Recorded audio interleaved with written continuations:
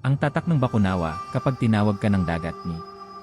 Sa isang malayong bayan sa baybay ng Pilipinas, may isang alamat na hindi kailanman binabanggit sa gabi.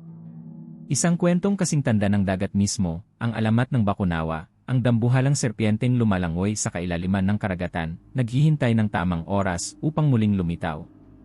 Si Lando, isang mangingisda mula sa isang maliit na nayon, ay lumaki sa takot sa kwentong ito.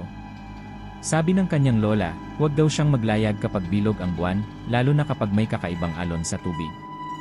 Ngunit sa kabila ng babala, isang gabi ng kabilugan ng buwan, napilitan siyang pumalaot. Kailangan niyang makahuli ng maraming isda para sa kanyang pamilya. Habang nasa laot, napansin ni Lando na tahimik ang dagat, masyadong tahimik. Wala ni isang huni ng ibon, ni isang hampas ng alon. At sa ilalim ng kanyang bangka, may isang napakalaking anino ang gumagalaw. Biglang nagbago ang ihip ng hangin. Ang tubig ay tila bumigat, at ang kanyang bangka ay unti-unting hinihigop sa isang malalim na pusod ng karagatan. Mula sa kadiliman ng dagat, lumitaw ang isang pares ng naglalagablab na mata, pulang-pula, puno ng galit at gutom.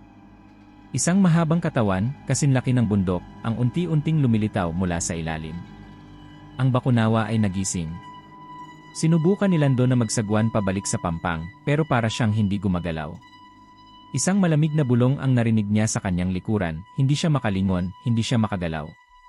Ibinigay na ang pangalan mo sa dagat ni. Sa kanyang paglingon, nakita niya ang kanyang refleksyon sa tubig, pero hindi na siya ang nasa salamin. Ang kanyang mukha ay nagbago, ang kanyang mga mata ay naging itim na parang gabi. Narinig niya ang tinig ng dagat, bumubulong sa kanyang isipan. At nang sumunod na araw, natagpuan ng mga tao ang kanyang bangka, walang laman, walang bakas ng dugo, pero sa katawan ng bangka ay may nakaukit na mga matandang simbolo. At mula noon, tuwing kabilugan ng buwan, may isang kakaibang sigaw na nagmumula sa laot. Isang tinig na parang pagmamakaawa, pero may halong gutom. Wala nang naglalayag sa gabi.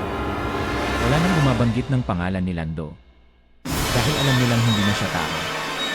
Siya na ang bagong bantay ng dagat. Siya na ang susunod na Bakunawa.